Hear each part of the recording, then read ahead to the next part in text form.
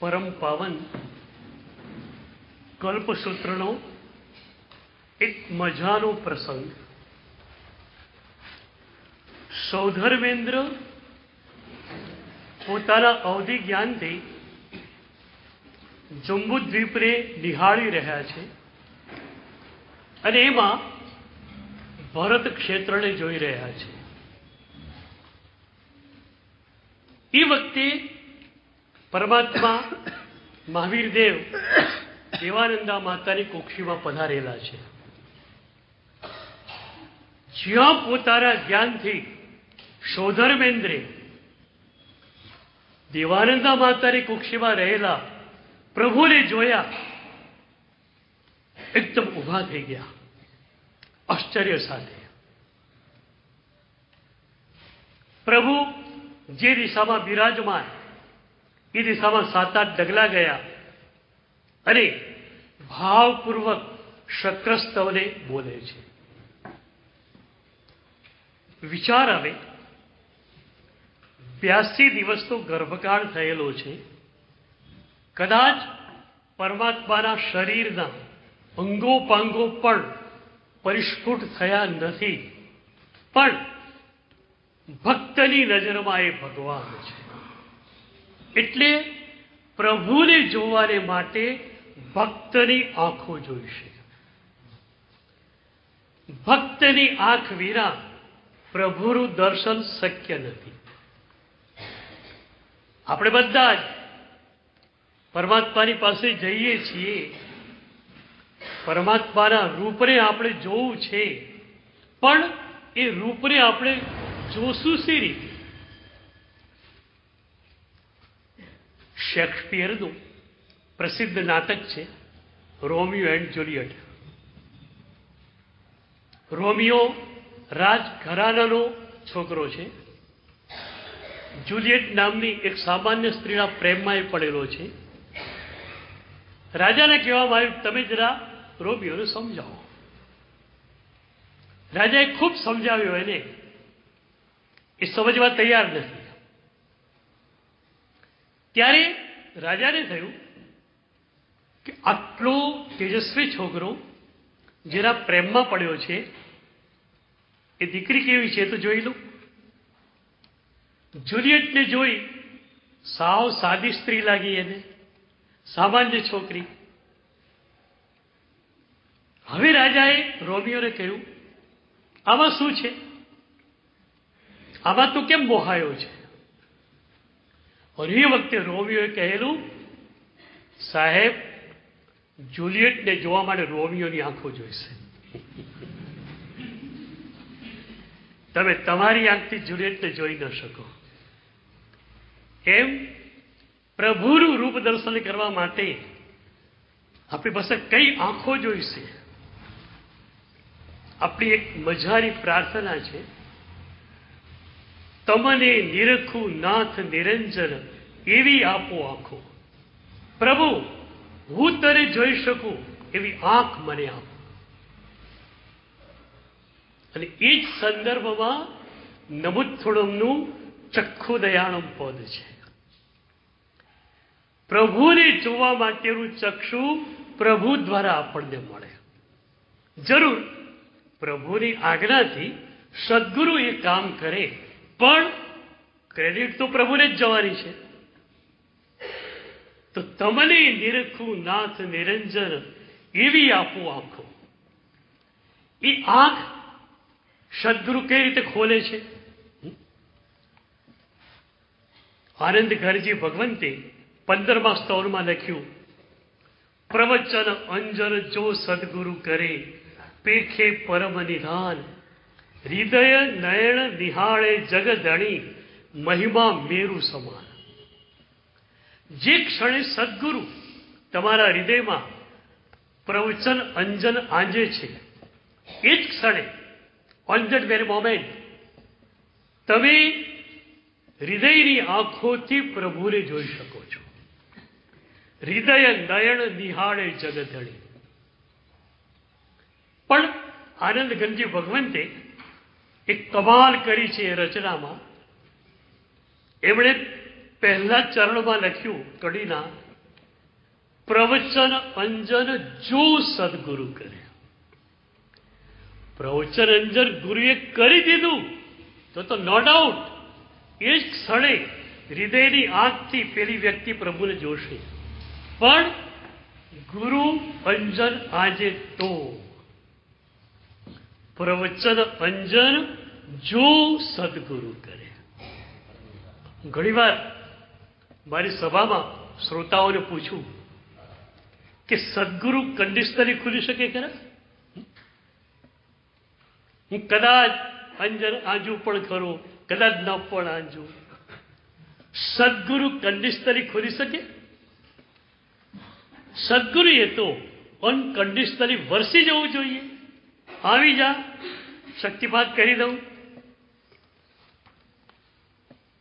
પણ મજાની વાત અને ઊંડી વાત એ છે કે પ્રવચન અંજન જો સદગુરુ કરે, કડીમાં આપણને લાગે કે જો સદગુરુ તરફ ગયો છે, હકીકતમાં જો ઉછળીને આપણા તરફ આવે છે. સદગુરુ તૈયાર છે પ્રવચન અંજન માટે, પણ આપણે તૈયાર નથી. સદગુરુ કોઈ પણ હોય, પહોંચેલા કોઈ પણ સદગુરુ હોય, શક્તિપાત કરી દે. તો શક્તિપાત કરે એટલે વર્ષોની એમની સાધના જે છે ને એ એક ક્ષણમાં તમારામાં એ ઊંડેલી દે. આને આપણે ત્યાં શક્તિપાત કહેવાયું છે. કલાપૂર્ણ સુરી દાદાએ વર્ષો સુધી જે ભક્તિ કરી, વર્ષો સુધી જે સાધના કરી, એ શક્તિપાત કરીને શું થાય? એમની બધી જ સાધના આપણામાં સંક્રાંત થઈ શકે અને એમની પોતાની સાધના ઓછી ન થાય પાછી. અને એટલે જ શક્તિપાતને હું લિફ્ટનું પાંજરું કહું છું.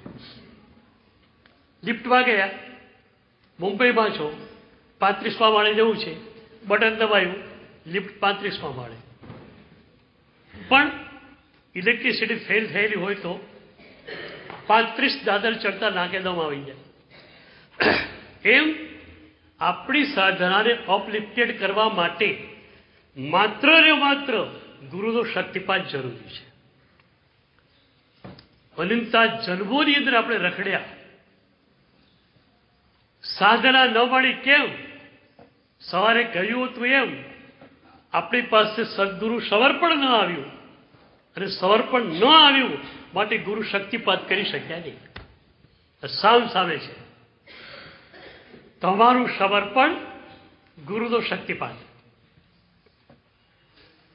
ગુરુ ઇઝ એવર રેડી. સદગુરુ હંમેશ માટે તૈયાર છે. તમે ક્યાં તૈયાર છો? તમે સમર્પિત થયેલા હો તો જ ગુરુની શક્તિને તમે પકડી શકો. ગુરુ તો બધા ઉપર શક્તિપાત કરી દે, પણ એ શક્તિને ઝીલનાર કોણ? એટલે શક્તિપાત કરનાર છે, શક્તિને ઝીલનાર નથી. એટલે ઝીલનારો આપણે પેદા કરવો પડશે. અને શક્તિપાતને ઝીલવા માટે તમારી કોઈ સજ્જતા નથી બીજી, માત્ર સમર્પણ. પછી સદગુરુ તૈયાર છે, પ્રવચન અંજન, પછી જો નીકળી ગયું સદગુરુ કરે.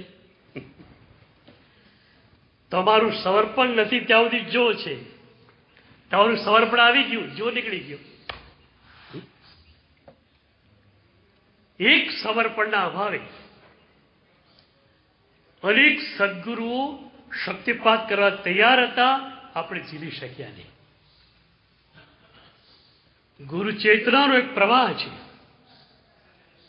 ગુરુ વ્યક્તિ તો મેં પહેલા કહ્યું હતું એમ માત્ર તમને બહારથી દેખાય, બાકી આખું ગુરુ ચેતનાનો એક પ્રવાહ છે. પરમ ચેતના સદગુરુની ભીતર ઉતરે ત્યારે ગુરુ ગુરુ ચેતના થઈ જાય છે. એટલે સદગુરુ પોતાના હૃદયને ટોટલી વેકેન્ટ કરી નાખે છે, ટોટલી ખાલી કરી નાખે છે, અને એમાં પરમ ચેતના આવી જાય છે. એ પરમ ચેતનાનો પ્રવાહ ગુરુ ચેતના રૂપે આપણી સમક્ષ આવ્યા કર્યો છે. પરમ ચેતનાનો પ્રવાહ સૂક્ષ્મ છે, એનો અનુભવ તમે નહીં કરી શકો, પણ ગુરુ ચેતનામાં જે પરમ ચેતના આવેલી છે એનો અનુભવ તમે કરી શકો છો. તો એ ગુરુ ચેતના અગણિત વર્ષોથી આપણા ઉપર કામ કરવા તૈયાર છે, પણ આપણે તૈયાર થતા નથી.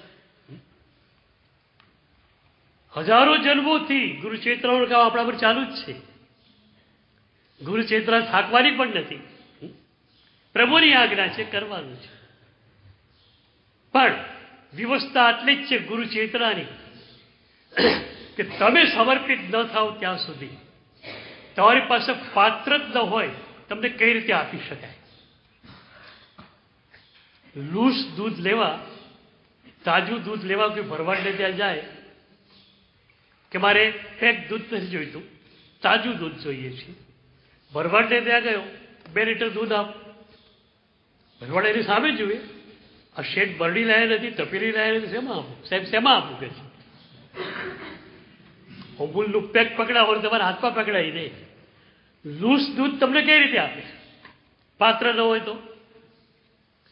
એમ તમારી પાત્રતા ન હોવાને કારણે અનંત સદગુરુઓનો શક્તિપાત તમારા ઉપર કામ ન કરી શકે. એટલે પ્રભુને જોવા માટેની આંખ સદગુરુ દ્વારા આપણને મળે, અને પછી હૃદય નયન નિહાળી જગતણી. આ આંખોથી નહીં, અંદરની આંખોથી, પૂરા અસ્તિત્વની આંખોથી આપણે પ્રભુને નિહાળવાના છે. આ 2 આંખો તો બહુ ઓછી પડે ને ભગવાનને જોવા માટે. સુરદાસજીએ કહેલું કે પ્રભુ તું રૂપ રાશિ, તું રૂપનું એક્સ્ટ્રીમ પોઈન્ટ, અને તને જોવા માટે મારી પાસે 2 જ આંખો છે. અને એ આંખો પણ કેવી? વારંવાર બંધ થતી આંખો. અને એ વખતે સુરદાસજી કહે છે પ્રભુ તારી પાસે એક જ વસ્તુ માંગવાનું મન થાય. શું મન થાય? તમારી કલ્પનામાં વાત નહીં આવે એવી પ્રાર્થના એમણે કરી છે. સુરદાસજી કહે છે લોચન રોમ રોમ પ્રતિ માંગુ. લોચન રોમ રોમ પ્રતિ માંગુ. પ્રભુ મારે બીજું કંઈ જ ન જોઈએ, એક એક રોવાડે એક એક આંખ પ્રગટી જાઓ, બસ તને જોયા કરું, જોયા કરું, જોયા કરું. આપણે સ્વાનુભૂતિના સૂર્યોદયમાં 5 ચરણો જોવાના છે. પહેલું ચરણ છે જીન ગુણ દર્શન. પણ એના માટે અહોભાવની ભૂમિકા જોઈશે. વિચારોના સ્તર ઉપર આ દર્શન થઈ શકતું નથી. વિચાર જ્યાં સ્ટોપ થઈ ગયા છે, અહોભાવની ધારા જ્યાં ચાલી રહી છે, ત્યાં જ તમે પ્રભુનું દર્શન કરી શકો છો. પણ જીન ગુણ દર્શન હજુ અઘરું છે. શરૂઆત આપણે જીન રૂપ દર્શનથી કરીશું. પ્રભુનું આ લોકોત્તર રૂપ કેવું રૂપ? કોડી દેવ મિલકર ન કર શકે, એક અંગુષ્ઠ રૂપ પ્રતિછંદ, ऐसो અદ્ભુત રૂપ તિહારો, માનું વરસદ અમૃત કે બુંદ. કરોડો દેવો ભેગા થાય, પોતાના રૂપના જથ્થાને એકઠો કરે તો પણ પ્રભુના ચરણના અંગૂઠા જેટલું રૂપ થતું નથી. આવી રૂપની છેલ્લી સરહદ એ પરમાત્મા. એ પરમાત્માના રૂપનું દર્શન કરવા માટે પણ એક અહોભાવની ભૂમિકા જોઈશે. આપણે દર્શન યા તો વિચારની ભૂમિકા ઉપર યા તો વિચાર શૂન્યતાની ભૂમિકા ઉપર કર્યા છે. આપણી મોટી ગરબડાથી છે. અહોભાવના સ્તર પર આંખોમાંથી આંસુની ધારા નીકળતી હોય અને પ્રભુનું દર્શન તમે કર્યું હોય, કેટલા દર્શન એવા થયા? એક સવાલ તમને પૂછું, કોરી કોરી આંખે પ્રભુનું દર્શન થઈ શકે ખરું? કોરી આંખે પ્રભુનું દર્શન થઈ શકે? ભીની આંખ સિવાય પ્રભુનું દર્શન થઈ શકે નહીં. અત્યાર સુધી આંખો કેવી નહીં. આજુબાજુ વાળાનો ખ્યાલ આવ્યો પાછો, બાજુમાં કોણ બેઠું છે. જમ્મુ વિજય મહારાજ સાહેબ આજ શંકેશ્વરમાં બિરાજમાન, અને એક મહાત્મા અમદાવાદથી આવવાના હતા. તો જમ્મુ વિજય મહારાજ સાહેબને એમને મળવું હતું. તો આપણા ભાગ્યેશ્વરી અહીંયા જ હતા. તો જમ્મુ વિજય મહારાજે કહ્યું, ભાગ્યેશ્વરી એ પેલા મહાત્મા અમદાવાદથી આવે ને તો કહેજે, મને મળી જાય. એમાં સાહેબને અચાનક એક દિવસે જવાનું થયું, વિહાર કરવાનું. તો સાંજે 6 વાગે વિહાર હતો. 4 વાગે સાહેબ દેરાસરમાં પહોંચ્યા. 4 થી 6, 6:15 સુધી દર્શન થયા. પછી બહાર નીકળ્યા અને પછી વિહાર કર્યો. બાજુના આદરિયાણા ગામે પહોંચ્યા. ભાગ્યેશ વિજય ફરી ત્યાં ગયા આદરિયાણા. સાહેબે યાદ કર્યું, ભાગ્યેશ વિજય પેલા મહાત્મા આવ્યા હતા શંકેશ્વરમાં. ફરી ભાગ્યેશ વિજય નવાઈમાં ડૂબી ગયા. એ કે સાહેબ આપે જ દિવસે વિહાર કર્યો એ જ દિવસે આવી ગયેલા, થોડા મોડા આવેલા, થાકેલા હતા. તો કે સાહેબને સાંજે મળીશું. એમાં એમને ખબર પડી કે સાહેબનો વિહાર છે સાંજે, અને સાહેબની ભક્તિ 4 વાગે છે. એટલે આપ ભક્તિ કરતા ત્યારે આપની બાજુમાં જ આવીને બેસી ગયેલા. 2 કલાક આપણી જોડે બેઠેલા. ત્યારે જમ્મુજી મહારાજ સાહેબે કહ્યું, પણ હું તો બાજુવાળાને જોઉં, સામેવાળાને જોઉં, હું કોને જોઉં? તો આપણું પહેલું ચરણ છે જીન ગુણ દર્શન. એટલે વિતરાગતા, પ્રસવ રસ જે પ્રભુના મુખ પરથી વહી રહ્યો છે એનું દર્શન કરવું છે.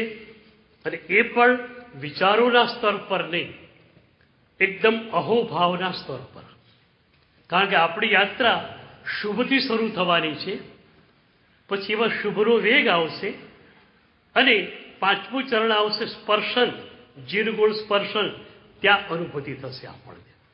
એટલે શુભ, શુભનો વેગ અને શુદ્ધ, આ આપણી આખી જૈન સાધના છે. આપણી બધી જ સાધના શુભથી શરૂ થશે. શુદ્ધ સિદ્ધું પહોંચી ન શકાય. શુદ્ધમાં સીધા તો 2-3% જ જઈ શકે આરાધકો કે જેમણે શુભને ઘૂંટેલું છે ગયા જન્મોમાં. બાકી ઇનિશિયલ સ્ટેજ વાળો સાધક શુભથી શરૂઆત કરી શકે. એટલે અહોભાવથી શરૂઆત કરવાની છે. અહોભાવમાં વેગ આવશે એકદમ, અને તમે શુદ્ધમાં પહોંચી જશો. શુદ્ધ એટલે શું? તમારા ગુણોનો અનુભવ, તમારા નિર્મળ સ્વરૂપનો અનુભવ, તમારું તમારામાં હોવું એ શુદ્ધ. અને એ શુદ્ધ તરફ તમને લઈ જાય એ શુભ. એટલે આપણે તો ન્યાલ થઈ ગયેલા માણસો છીએ કે શુભ માટેના એટલા સરસ માધ્યમો મળ્યા છે કે શુભને ઘૂંટીને સીધા જ આપણે શુદ્ધમાં જઈ શકીએ. તો આખો એક પ્રોપર ક્રમ આપણી પાસે છે કે જીનગુણ દર્શનથી જીનગુણ સ્પર્શન સુધી આપણે સી રીતે પહોંચી શકીએ. અહોભાવના સ્તર પર જીનગુણ દર્શન છે, અને શુદ્ધના સ્તર પર સ્પર્શન છે. કે પ્રભુના જે ગુણનું દર્શન કર્યું એ ગુણનો આંશિક સ્પર્શ અંદર થયો, અને એ રીતે પ્રભુના એ ગુણનો સ્પર્શ આપણે પોતે માણ્યો, ફીલ કર્યું. પ્રભુની એ વિતરાગ દશાને આપણે અનુભવી, પ્રભુના એ પ્રસવ રસને આપણે અનુભવ્યો. તો આ આખી યાત્રા આપણે કરવાની છે. પણ જીનગુણ દર્શન પણ કદાચ અઘરું પડે. આપણે શરૂઆત જીન રૂપ દર્શનથી કરીએ છીએ કે પ્રભુને જોતા તમને શું થાય છે. માન વિજય મહારાજ સાહેબે એક સરસ તવના આપણને આપી છે, જેમાં ઇન્દ્રિયો પ્રભુમાં કેવી રીતે ડૂબી શકે એની વાત છે. આપણી ઇન્દ્રિયો અનંતકાળ સુધી પરમાં ડૂબી છે, એને પરમમાં ડૂબાડવી છે. તો પરમમાં કઈ રીતે ડૂબે એની વાત એમણે એક સ્તવનામાં મૂકી છે. શીતલનાથ પરમાત્માનું સ્તવન છે. શરૂઆત આંખથી કરે છે. તું જો મુખ સન્મુખ નિરખંતા, મુજ લોચન અમિય ઠરંતા.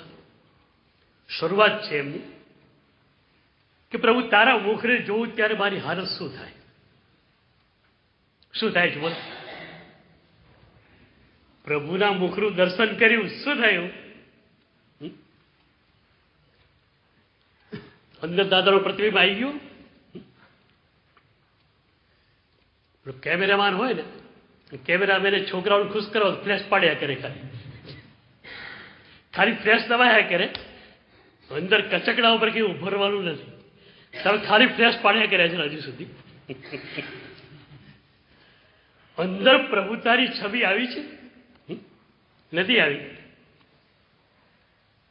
તો પ્રભુને જોતા શું થાય એની વાત કરે છે. તું જો મુખ સન્મુખ નિરખંતા, મુજ લોચન અમિય ઠરંતા.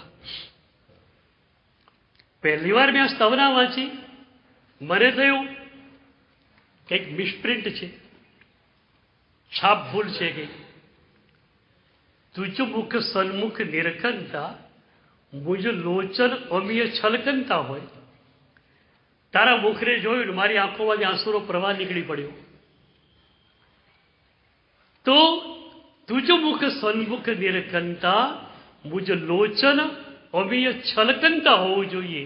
એના બદલે પાઠ શું છે? મુજ લોચન અમિય ઠરંતા. ખ્યાલ નહીં આવ્યો. પ્રભુને જ પૂછ્યું, પ્રભુ આ શું? આપણે ત્યાં એક બહુ મજાની પરંપરા છે કે પ્રભુને ગુરુ પણ બનાવી શકાય.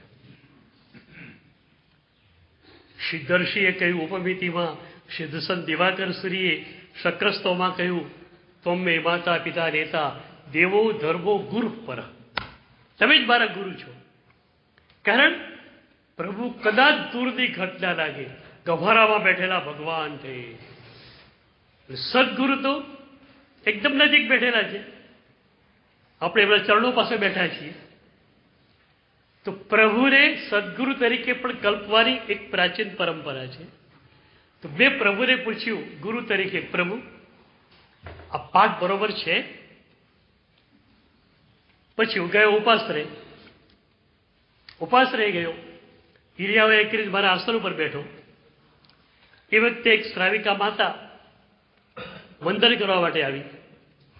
નારગણો બાબો જોડે હતો, 1.5 વર્ષનો. વંદન કરવું હતું માને, દીકરાને નીચે મૂક્યો. શિયાળો હતો, ફરસ હતી ઠંડી. એ બાબલાને શું થાય? સિંહાસન પરથી રાજા પદ ભ્રષ્ટ થઈ ગયું. ક્યાં મારી હુંફાળી ગોદ અને ક્યાં ઠંડી ફરસ. તરત રડવાનું શરૂ કર્યું. આંખમાં આંસુ આવી ગયા. ત્યાં જ મારું વંદન પૂરું થયું. માએ બાબાને તેડી લીધો. હવે માએ તેડી લીધો એટલે અંદરથી પીડા છે નહીં, હવે અંદર આનંદ છે. એટલે આંસુનો ફોર્સ હવે પાછળથી આવવાનું નથી, એટલે આંસુની ધારા વહેવાની નથી. પણ 2 આંસુ તો આંખમાં આવેલા છે. એ આંખમાં આવેલા 2 આંસુ ફ્રીજ થઈ ગયા. મને થયું વાહ, પ્રભુએ જવાબ આપી દીધો. તુજ મુખ નિરખંતા, મુજ લોચન અમિય ઠરંતા. મારી આંખોના આંસુ ફ્રીજ થઈ ગયા. કારણ જોયા પ્રભુને. એક વિરહ વેદના થઈ, મારા ભગવાન મારાથી બહુ દૂર છે, બહુ દૂર છે, બહુ દૂર છે. ભગવાને કહ્યું, હું તો અંતર્યામી છું, તારી અંદર બેઠેલો હું છું.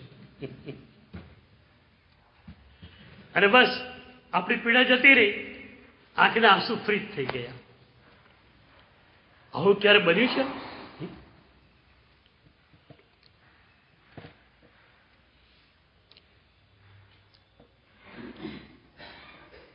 પ્રભુને જોતા ભાવાવેશ ક્યારે છલકાયો છે?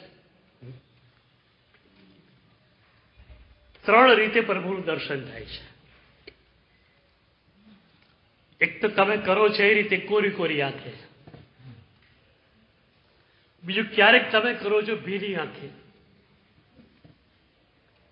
પણ ક્યારેક એક પઝલ ઊભી થાય, તમારી આંખ કોરી છે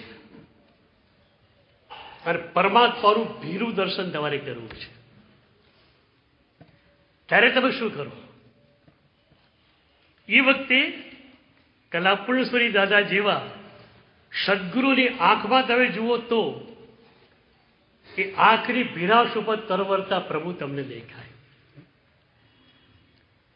એક વાત દાદા પ્રવચન આપતા હતા, કલાપુરેશ્વરી દાદા. એક ભક્તે પૂછ્યું, સાહેબ આપે તો પ્રભુનો સાક્ષાત્કાર કર્યો છે, પરમાત્મા ક્યાં છે? કલાપુરેશ્વરી દાદા એમને તો પૂરા બ્રહ્માંડમાં પ્રભુ દેખાય છે. એક સૂક્ષ્મ પરમ ચૈતન્ય જે છે એની જોડે એમનું અનુસંધાન હતું. તો પ્રશ્ન કરતા એ પૂછ્યું, પ્રભુ ક્યાં છે? દાદાએ કહ્યું, આ રહ્યા.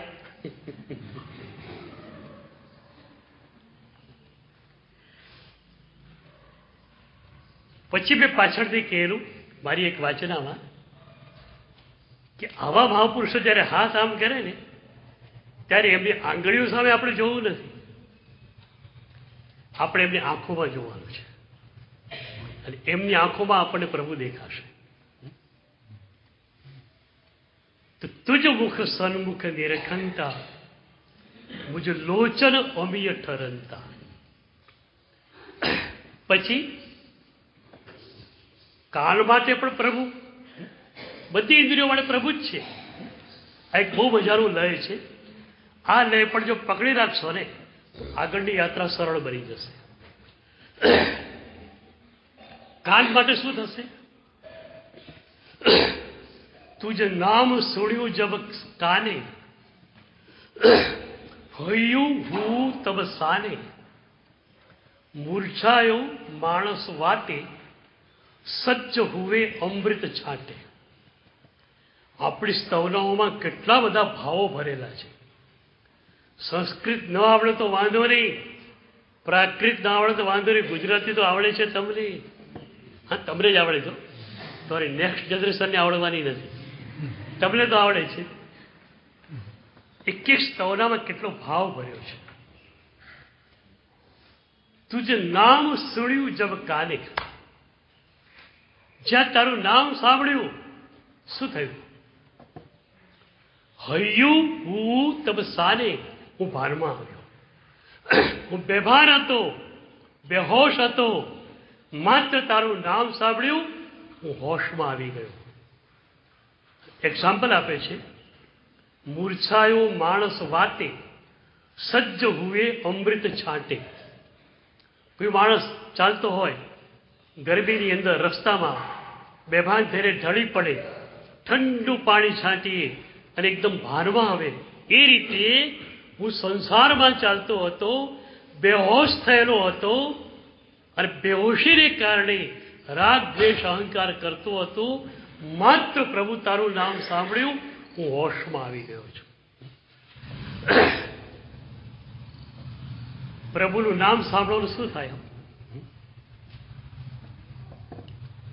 ચૈતન્ય દેવ શિક્ષાષ્ટકમાં કહે છે, નયનમ ગલદશ્રુધારયા વદનમ ગદગદ રુદ્ધયા ગીરા પુલકૈર નિશ્ચિતમ વપુ કદા તવ નામગ્રહણે ભવિષ્ય. પ્રભુ એવો સમય મારા માટે ક્યારે આવશે? તારું નામ લઉં કે તારું નામ સાંભળું, આંખમાંથી આંસુની ધાર વહે, ગળે ડુસકા જ ડુસકા હોય અને શરીરે રોમાંચ હોય, માત્ર તારું નામ સાંભળતા. અને આપણા રામ વિજય મહારાજ એથી પણ આગળ ગયા. એમણે કહ્યું, સુણતા જનમુખ પ્રભુની વાત, હરખે મારા સાતે જાત.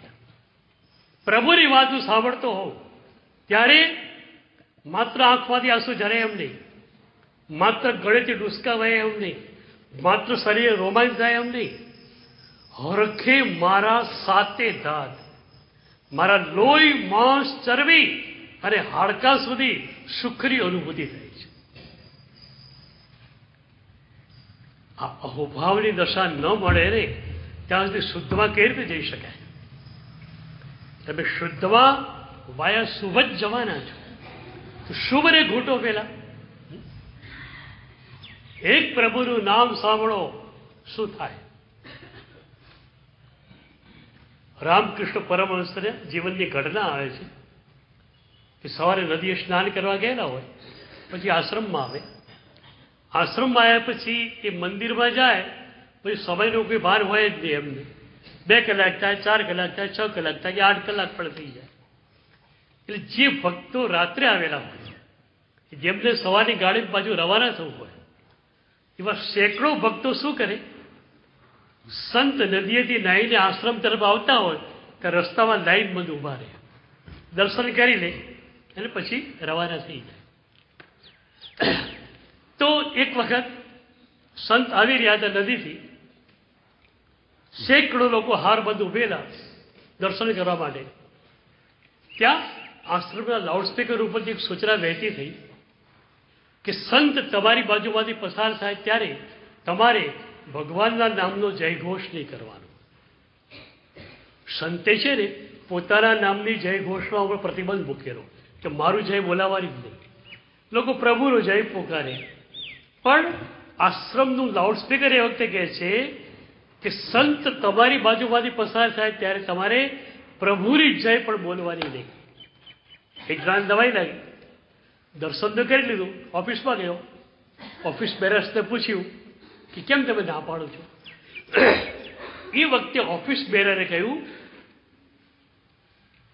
આ સંતને તમે ઓળખતા નથી ને, પ્રભુનું નામ સાંભળે ને એટલી ભાવ દશા આવે છે, એમને શરીરનું ભાન રહેતું નથી. એટલી ભાવ દશામાં, એટલી પ્રભુમયતામાં જતા રહે છે કે શરીરનું ભાન પણ એમને એ વખતે હોતું નથી. અને એમણે કહ્યું કે ગઈકાલે જેવું બનેલું કે સંત આવતા હતા નદીએથી નાહીને, અને 1-2 શિલા હતી ભેખડ, ત્યાં ચાલતા હતા. એક ભક્ત જોરથી ગયો, ત્યાં ભગવાનનું જય પોકાર્યો. ત્યાં જ સંત ભાવ દશામાં આવ્યા, ઢળી પડે છે એકદમ. સારું થયું 2-4 સેવકો હતા, ભક્તો હતા, એમણે ઝીલી લીધા. નહીતર એ પથ્થર ઉપર પડ્યા હોત તો શું થાય? માત્ર પ્રભુનું નામ સાંભળે છે, એટલી ભાવ દશા આવે છે કે શરીરનું ભાન રહેતું નથી. આપણને આવા સંતોની ઈર્ષા પણ આવે છે.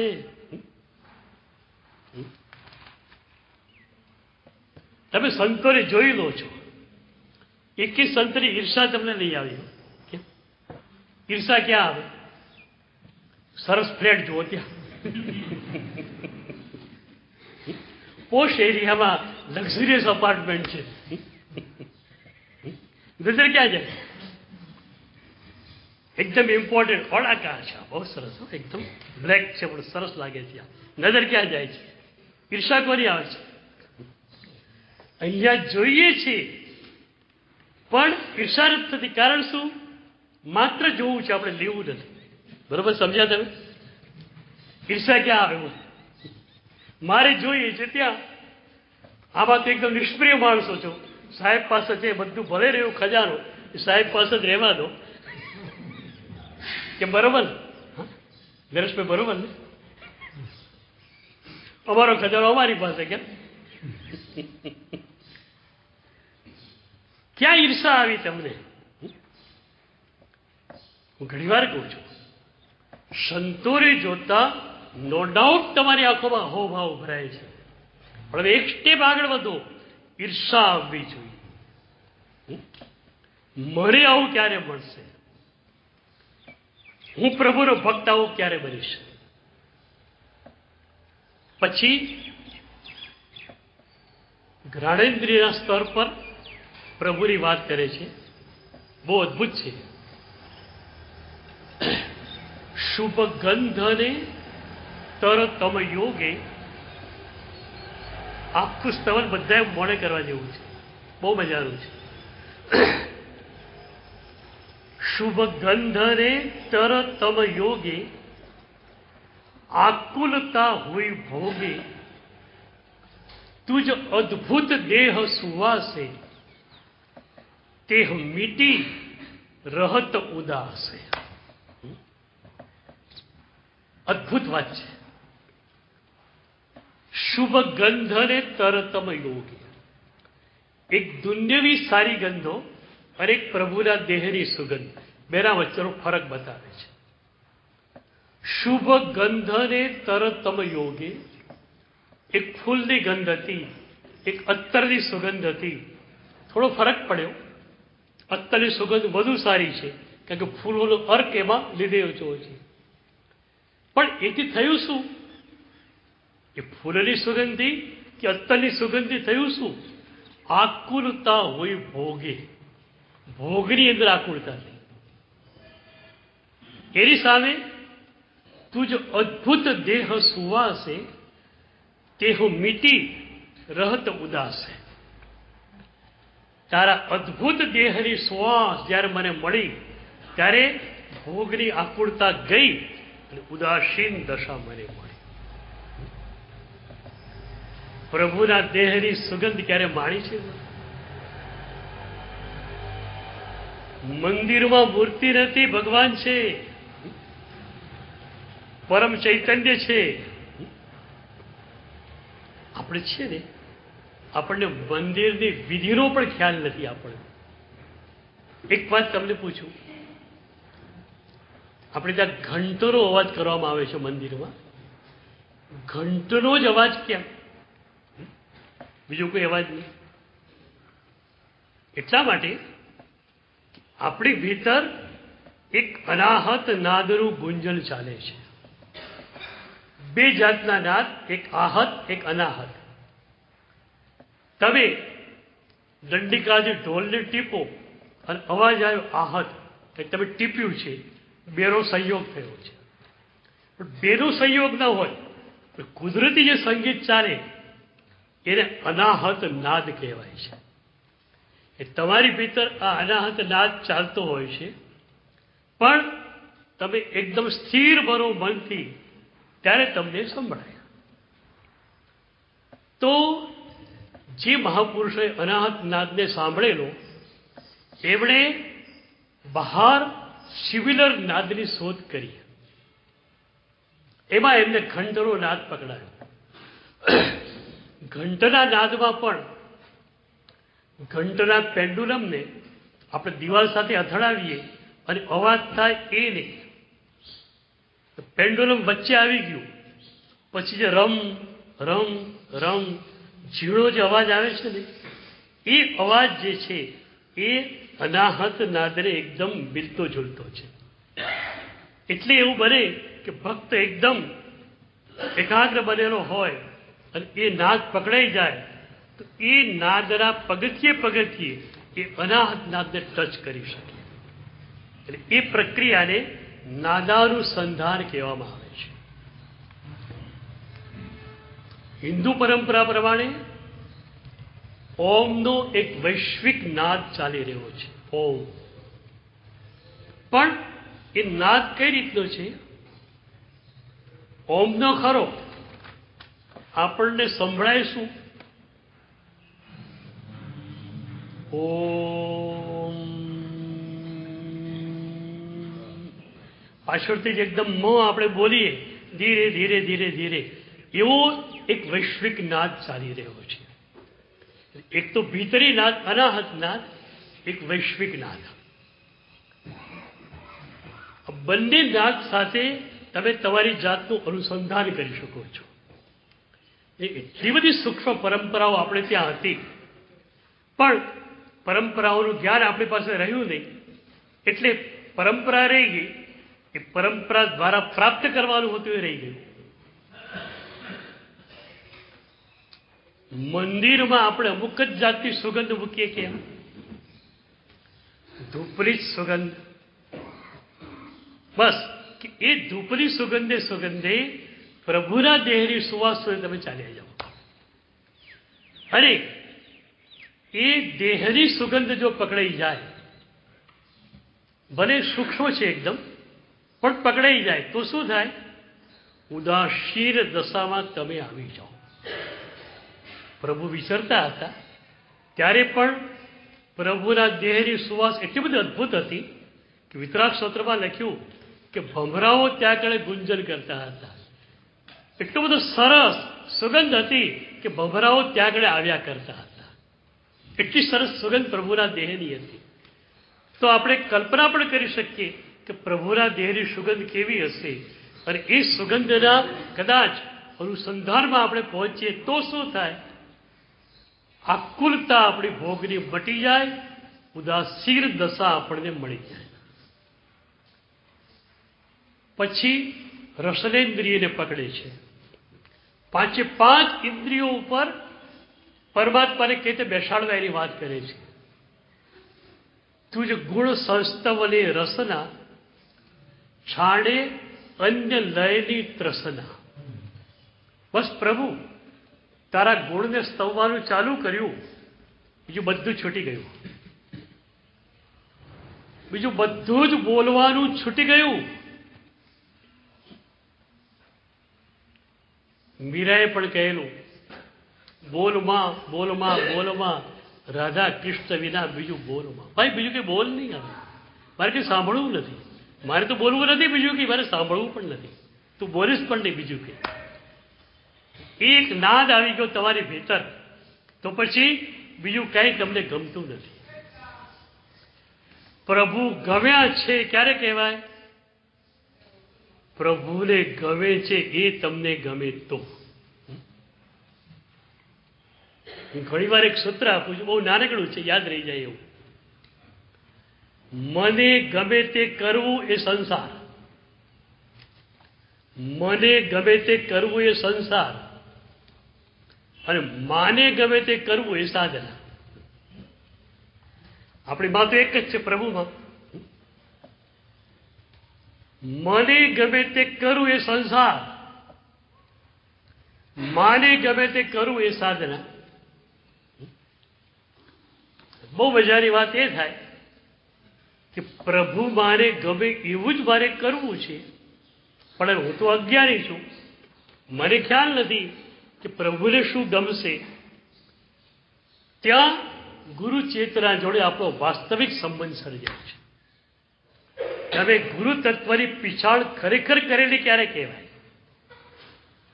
જ્યારે પ્રભુ મારે રીઝવવી છે, પ્રભુ મારે ગમે એ જ તમારે કરવું છે, તો તમે ગુરુદેવ પાસે આવશો કે ગુરુદેવ હું જે કરું છું એ પ્રભુને ગમે એવું કરું, અથવા મારી લાઈફસ્ટાઈલમાં પ્રભુને ન ગમે એટલું શું મને બતાવો.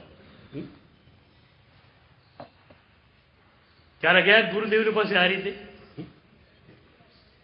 પ્રભુને ન ગમે એવું મારે કરવું નથી, તો જ પ્રભુ તમને ગમ્યા કહેવાય. હું પ્રભુ તારો, તું પ્રભુ મારો બોલવાથી પ્રભુ આપણા થવાના નથી. કંડિશનરી વાત મૂકી છે. તમે પ્રભુના થાવ તો પ્રભુ તમારા છે. હું પ્રભુ તારો તો તું પ્રભુ મારો. તમે પ્રભુના તો પ્રભુ તમારા. તમે સંસારના તો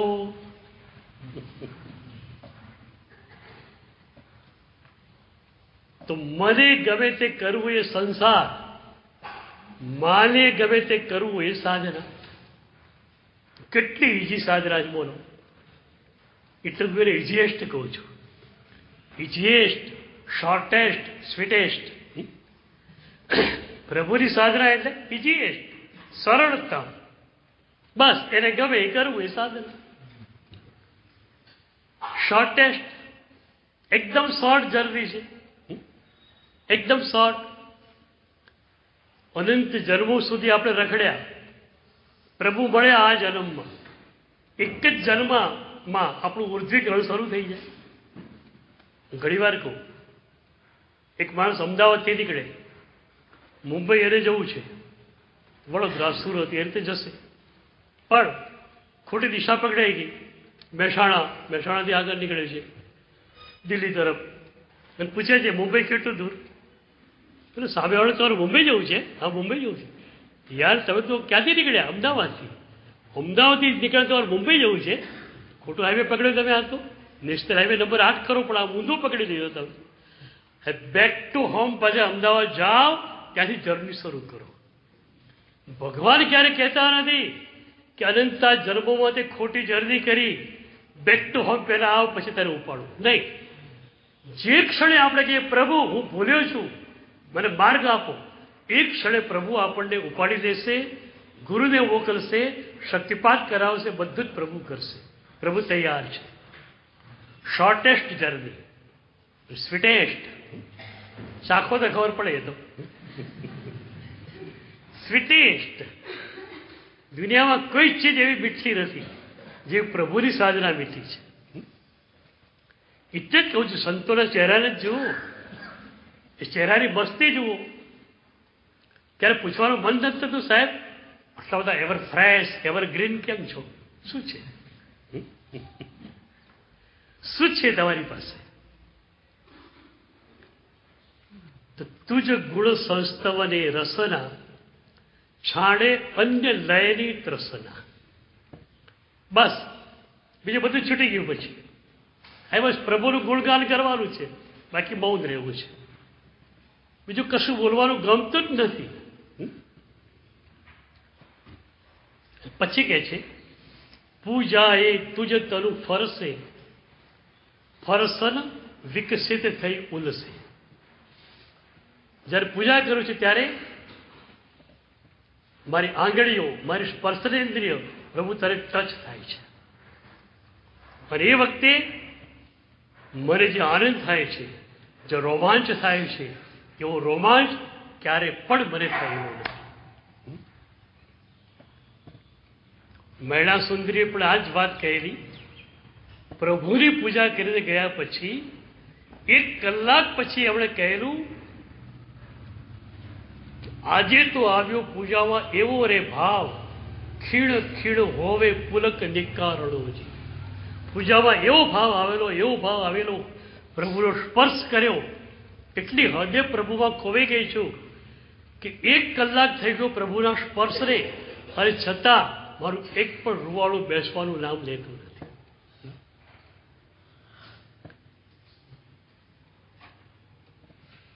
શંખેશ્વર દાદાની પૂજા તમે કરી? કારણ કે તમે કરી, મારે પૂછવું છે. તમારી આંગળીએ કરી, તમારા કોન્શિયસ માઇન્ડે કરી, તમે પોતે કરી? કોન્શિયસ માઇન્ડ પણ તમે નથી. એટલે અહોભાવ માત્ર કોન્શિયસ માઇન્ડમાં હોય તો એ ચાલે નહીં. અસ્તિત્વના સ્તર પર સ્પર્શ જોઈએ છે.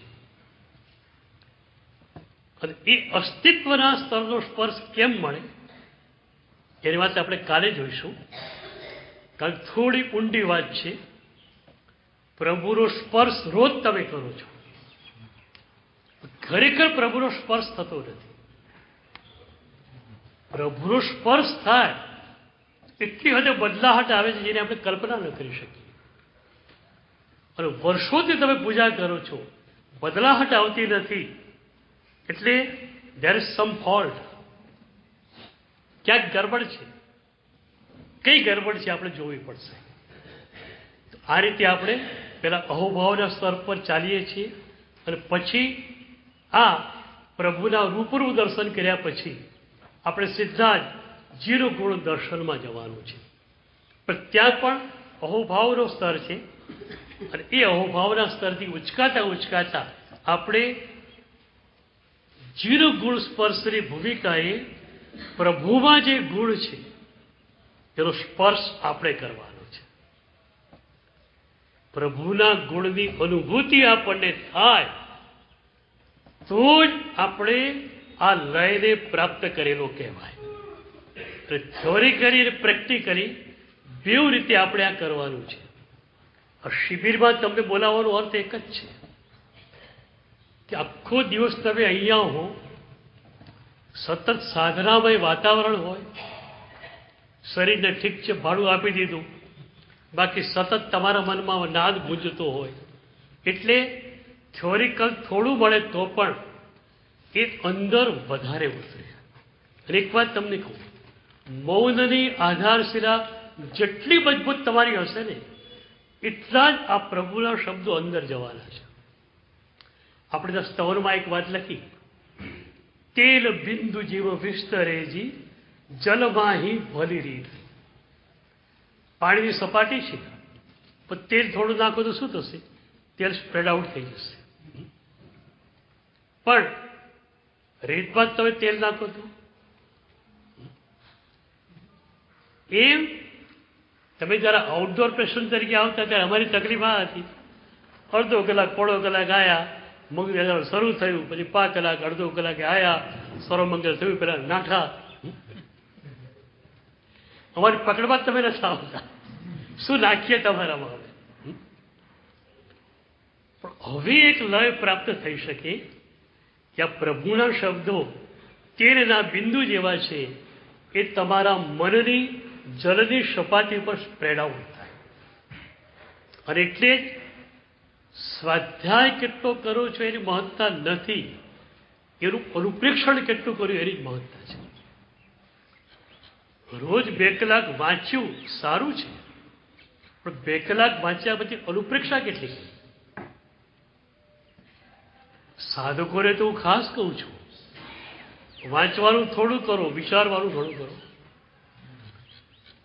કારણ વાંચવાનું કે સાંભળવાનું પહેલા ક્રમ પર, પછી વિચારવાનું બીજા ક્રમ પર, તો અનુભૂતિ ત્રીજા ક્રમ પર આવશે ને. માત્ર સાંભળવા કે વાંચવાના સ્તર પરથી તમે અનુભૂતિના સ્તરે કૂદી શકતા નથી. વચ્ચે ચિંતનનું સ્તર છે, અનુપ્રેક્ષાનું. એ અનુપ્રેક્ષા આપણે એ રીતે કરવી છે કે હું આનો અનુભવ શી રીતે કરી શકું.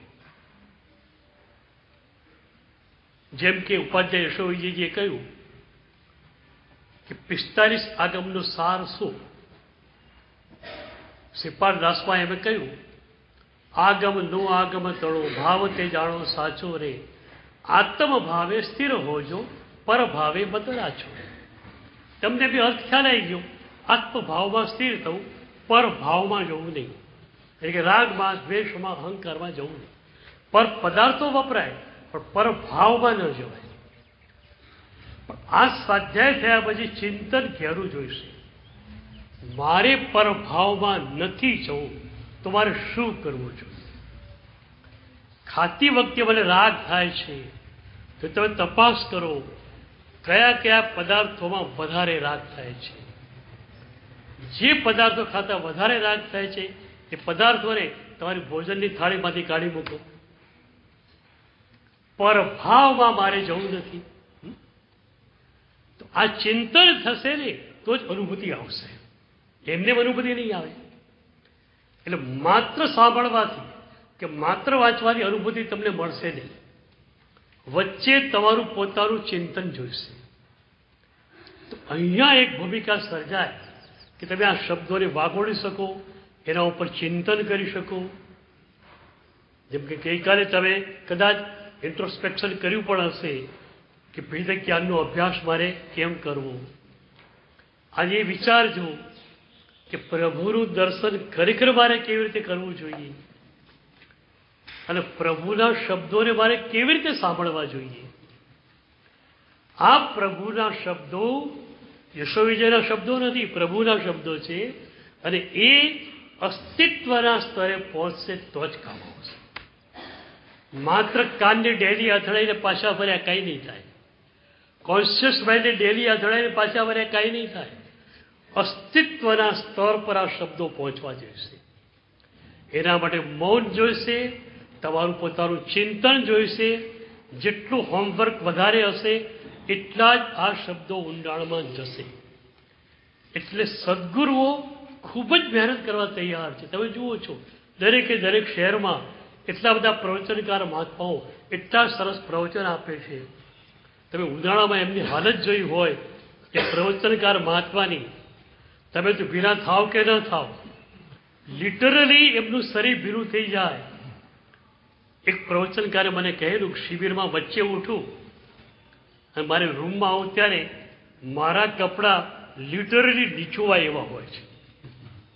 આટલી હદે તમારા માટે ભીંજાય છે. તમે કેટલા ભીંજાણા? તો ભીંજાવું છે. હવે અહીંથી બીજું બધું યાદ નહીં રહે કદાચ, પણ એક ભીંજાઈ નહીં જવું છે. સંકેશ્વર દાદાના દરબારમાં આવ્યા અને ભીંજાયા વગર કોરાપુરા જઈએ તો કેમ ચાલે? તો શુભના સ્તરની ભીંજામણ અને શુદ્ધના સ્તરનો પ્રભુના ગુણનો સ્પર્શ, આ બંને લઈને આપણે જવું છે. એટલે આપણે પ્રેક્ટિકલમાં એ પ્રેક્ટિકલ ઘોટીએ છીએ કે શુભનો કદાચ શરૂઆતમાં આપણે આશ્રય લઈને શુદ્ધમાં કઈ રીતે જવું. ક્યારેક 4 ચરણોને ખોલીને બતાવીશ તમને કે 4 ચરણો કઈ રીતે ખુલે છે. પ્રેક્ટિકલ તમે કરો છો પણ ખરેખર કઈ રીતે ખુલે છે. પહેલાં તમને શ્વાસનું અવલંબન આપ્યું, પછી શબ્દનું આપ્યું, પછી માનસ જાપ કરાયો, અને એ રીતે તમને ધીરે ધીરે ધીરે સૂક્ષ્મમાં લઈ જવાની કોશિશ ચાલે છે. સ્થૂળમાંથી સૂક્ષ્મમાં લઈ જવાનું. શ્વાસ રિધમિકલી કરવો એટલા માટે જરૂરી છે કે શ્વાસ રિધમિકલી ન થાય ત્યાં સુધી મન સ્થિર થાય જ નહીં. મન અને શ્વાસનો સંબંધ છે. કાયો સર્ગમાં આપણે ત્યાં શ્વાસ પર જ આધાર મૂક્યો છે. ચંદ્રેશ્વરી નિર્મલ સુધી લોકસ કેમ કરવાનું, પૂરો કેમ નહીં? એટલા માટે કે 25 શ્વાસોશ્વાસનો ઔષધ છે. તમે બહાર ગયા ઔષધમાં કદાચ સેજ વિભાવમાં આવી ગયા તો વિભાવમાંથી સ્વભાવમાં આવવા માટે શું કરવાનું? 25 શ્વાસોશ્વાસ તમારે શુદ્ધમાં રહેવાનું, તો વિભાવમાંથી સ્વભાવમાં તમે આવી જાઓ. એટલે વિભાવમાંથી સ્વભાવમાં આવવા માટેની બારી ઇરિયાવય છે, અને એના માટે આ કાવ્યસર્ગ છે. તો પહેલા શ્વાસ રિધમિકલી એટલા માટે કે મન રિધમિકલી થાય. મન રિધમિકલી થઈ ગયું પછી શબ્દ આપીએ. એ શબ્દના આધારે તમે મનને એકાગ્ર બનાવો, અને પછી શબ્દનો આધાર પણ જતો રહે અને તમે તમારી અંદર રહેલા ગુણનો સહેજ સ્પર્શ કરી શકો. આપણે થિયોરિકલી આ વાત ચર્ચવાની છે કે જીર ગુણ સ્પર્શ એ સ્વાનુભૂતિ, અને જીર ગુણ સ્પર્શ દ્વારા નિજ ગુણ સ્પર્શ આપણે કરવાનો છે. આ જ નિજ ગુણ સ્પર્શ માટે આપણે રોજ પ્રેક્ટિકલ કરીએ છીએ. પ્રેક્ટિકલ ચાલો. શરીર ટટ્ટા, આંખો બંધ.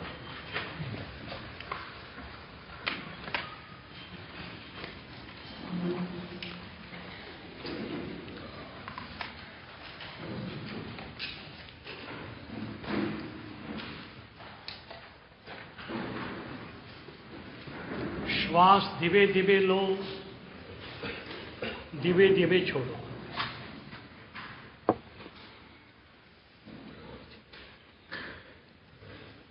ઊંડો શ્વાસ લો, પૂરો શ્વાસ ખાલી કરો. શ્વાસમાં રિધમ સ્થપાશે તો મનમાં પણ લયબદ્ધતા આવશે.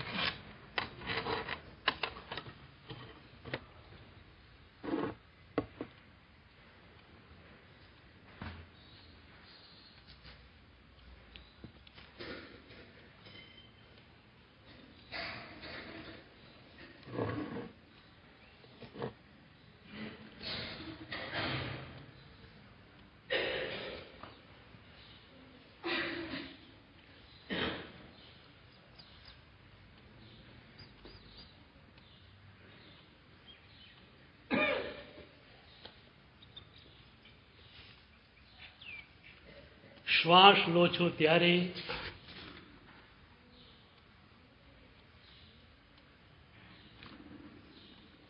અહીંયા રહેલા હકારાત્મક આંદોલનોને તમે પકડો છો. શ્વાસ છોડો છો ત્યારે તમે નકારાત્મક આંદોલનોને છોડો છો.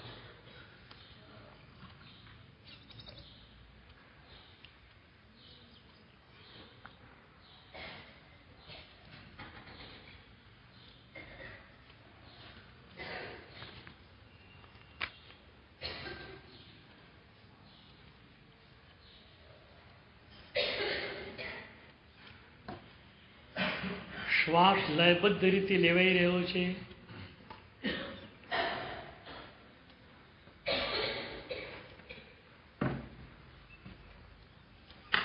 પૂરો શ્વાસ લેવો છે, પૂરો શ્વાસ છોડવો છે. અત્યાર સુધી અધૂરા શ્વાસે તમે જીવ્યા છો.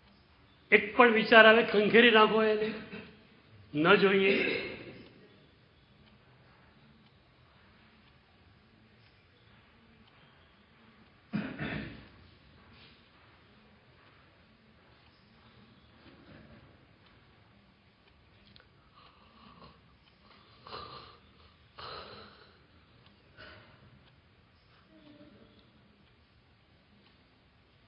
એકદમ જાગૃતિ,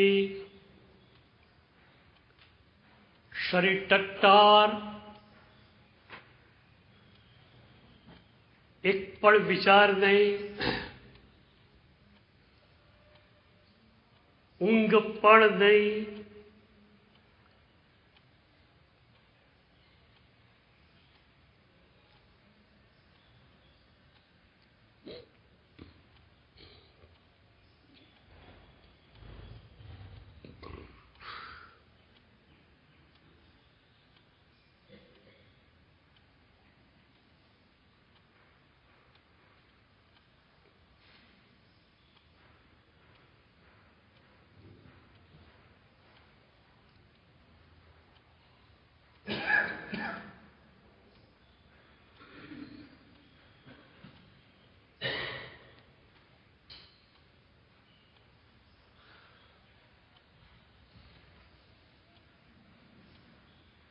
માનસ જાપ, ત્રીજું ચરણ.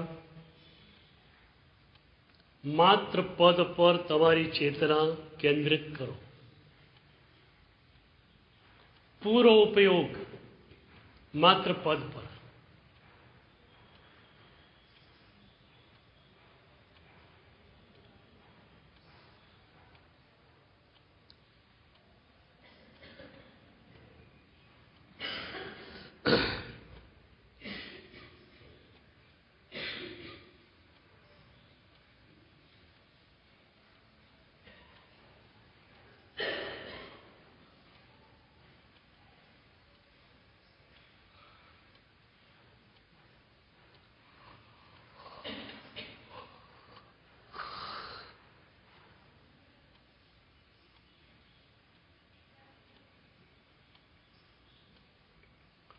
એક મિનિટ સઘન અભ્યાસ, માનસ જાપ.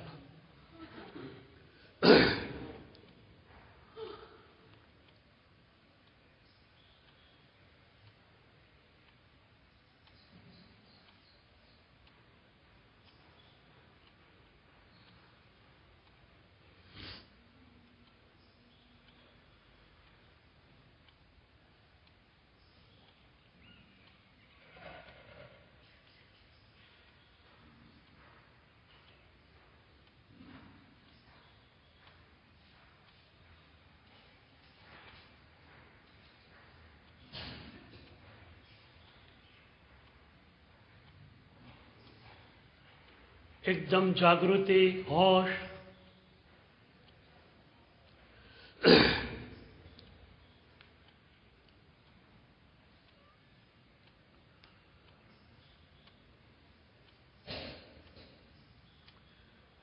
ચોથું ચરણ ધ્યાનાભ્યાસ. પદને મૂકી દો બાજુમાં. શાંત ચિત્તે માત્ર તમે બેઠેલા છો.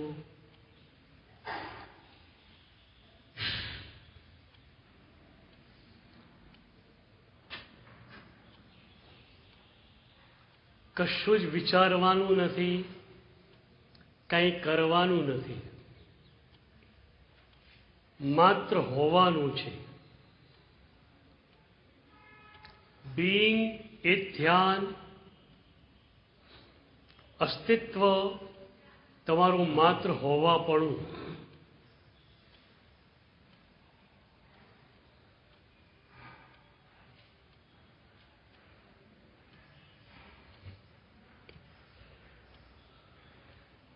વિચારોનો ઘોંઘાટ ગયો છે. શાંતિ અનુભવાય તો જોવાની, નહીતર માત્ર આપણે શાંત ચિત્તે બેસવાનું છે.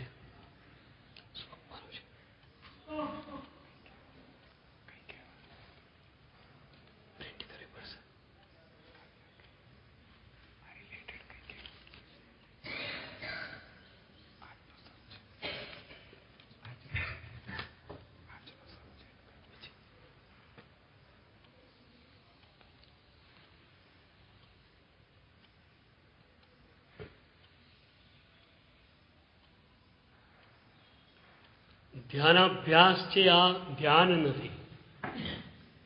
ધ્યાનમાં જવા માટે આપણે અભ્યાસ કરી રહ્યા છીએ. ધ્યાન એટલે તો પોતાના ગુણનો સંસ્પર્શ અનુભૂતિ.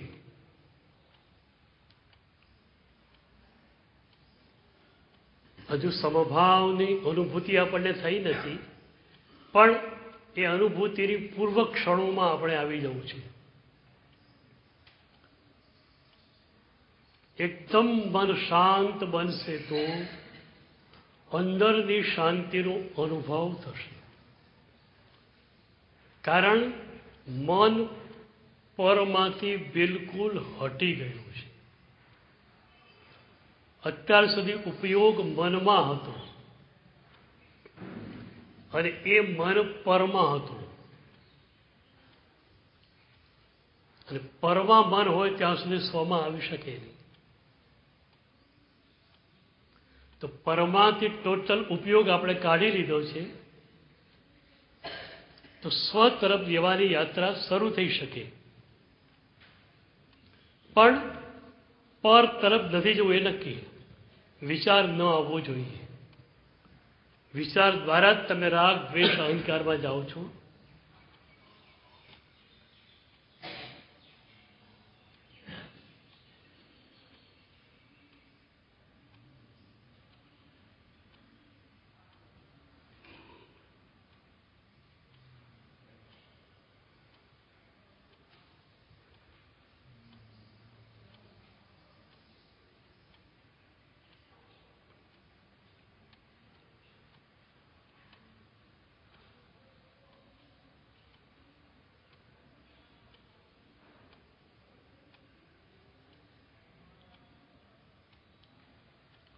दौड़ मिनिट एकदम एकाग्र.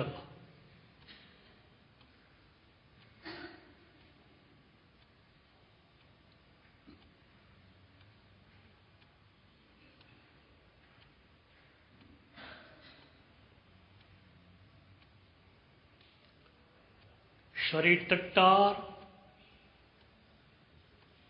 मन पण स्थिर. ઊંઘ ન આવે એની સાવધાની.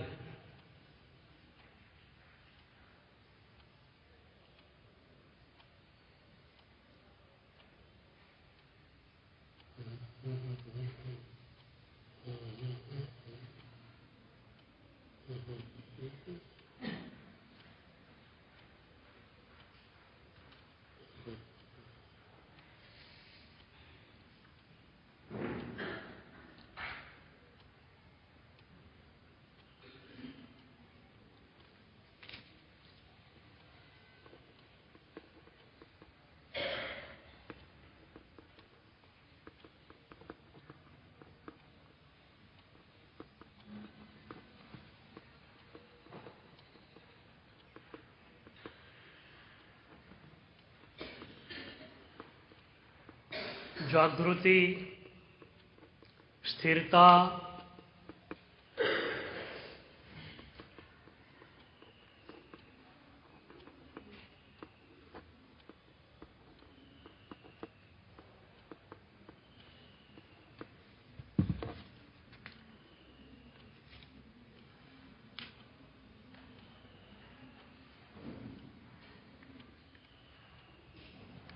अधिक 6:30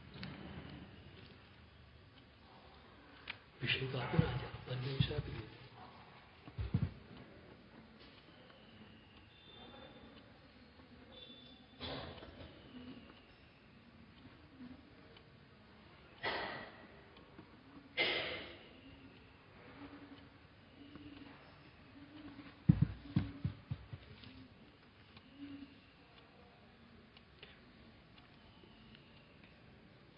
आप खोली सको છો.